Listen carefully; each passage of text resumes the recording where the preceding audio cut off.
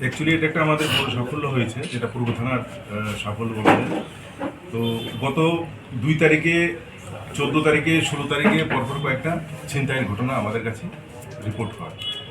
Report হওয়ার পরে এটারও একটা সুনির্দিষ্ট কেসও নেওয়া হয়। তো এবং প্লেইন ক্লথে থানার অফিসার এবং স্টাফ দিয়ে একটা টিম তৈরি করা হয়। কিছু কিছু সিসি ফুটেজ আমরা পেয়েছিলাম, যেগুলি থেকে আমাদের কিছু হেল্প হয়েছে।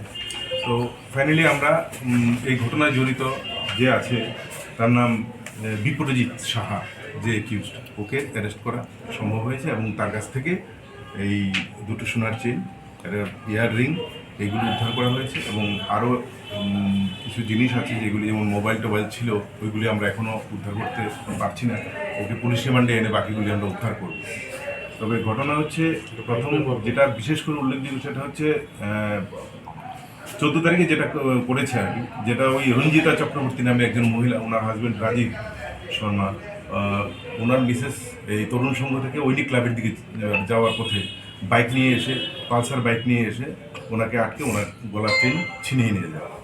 তো পরবর্তী সময়ে সেই বিষয় নিয়ে আমরা আরও বেশি গুরুত্ব দিয়ে যখন দেখি, তো আমরা বিপ্রজিতের কাছ থেকে সেই বাইকটাও পাই এবং ছিনতাই করার সোনার চেইন সেটাও উদ্ধার করতে সক্ষম হয়েছি। পাশাপাশি আরও অন্যান্য জিনিস উদ্ধার করেছি, যেগুলি আগের ঘটনাগুলির সাথে মানে পুরোপুরি হুবহু আমরা মিলে গেছি।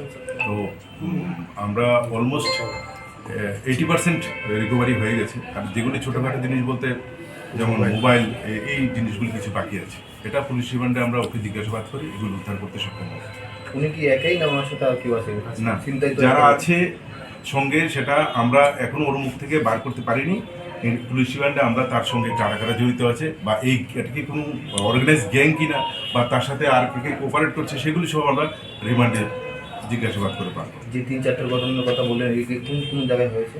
প্রথমত যেটা বলছি যে একটা তো হয়েছে ধলেশ্বর, যেখান থেকে শুধু একটা ব্যাগ নিয়ে গেছে, ব্যাগের মধ্যে কিছু জরুরি কাগজপত্র আছে, 700-800 টাকা ছিল। প্রশ্ন হচ্ছে ওই কাগজপত্রগুলি। সেকেন্ডলি হচ্ছে যেটা তরুণ সংঘ থেকে ঐনিক ক্লাব যাওয়ার পথে, আরেকটা কাছারিপট্টিতে, ওখানে শুধু এক মহিলার কাছ থেকে শুধু মোবাইল নিয়ে গেছে। যাকে ধরা হয়েছে তার বাড়ি কোথায়, সে কি করে? তার বাড়ি শ্যামলী বাজার।